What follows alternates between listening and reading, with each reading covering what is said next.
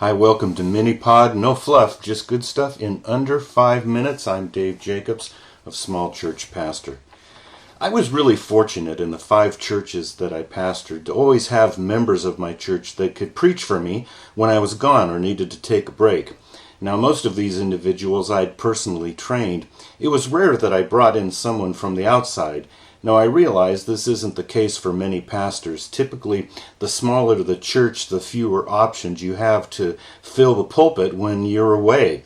See, I'm a firm believer that pastors need an occasional break from preaching.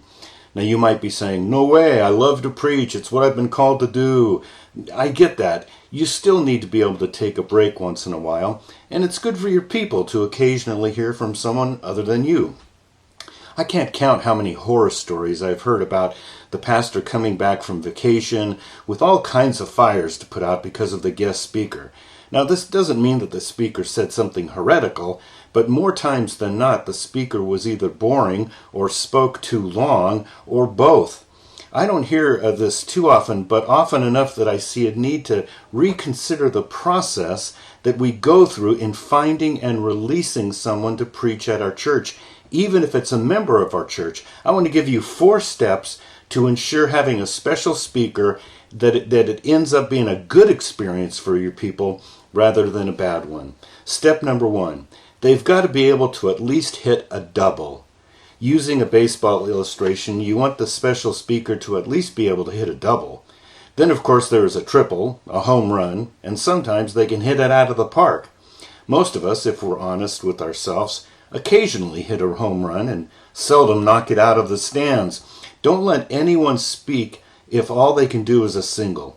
Work with them, especially if they're one of your leaders, until you can at least, assure yourself that they can hit a double. You get my point. Point number 2, be specific in regards to the length of the sermon, how much time you're giving them. Don't leave it up to them to decide how long their sermon will be. If your people are used to a half-hour sermon, then tell them not to go over a half hour. If they give you the old, "Well, I've got to preach what the Lord gives me, I can't guarantee that I'll be able to keep it at a half hour," then you say, "Fine, be led of the Lord someplace else." Well, no, that would be mean.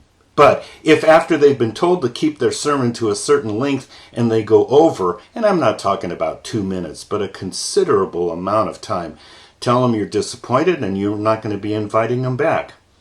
Point number 3, don't speak on anything controversial. Tell the special speaker to stay away from anything controversial. If they're not sure what might be controversial for your church, then have them run it past you first. Like the length of the sermon, if they teach something you want taught in your church, don't invite back. Finally, point number 4. Remember, people don't mind special speakers unless the speaker is a poor and boring communicator. Never invite back a speaker that did a bad job the first time. Your people will forgive you for bringing in a poor speaker once. They won't forgive you for inviting them a second time. Thanks for checking in today. Hit that like button. Subscribe to my YouTube channel.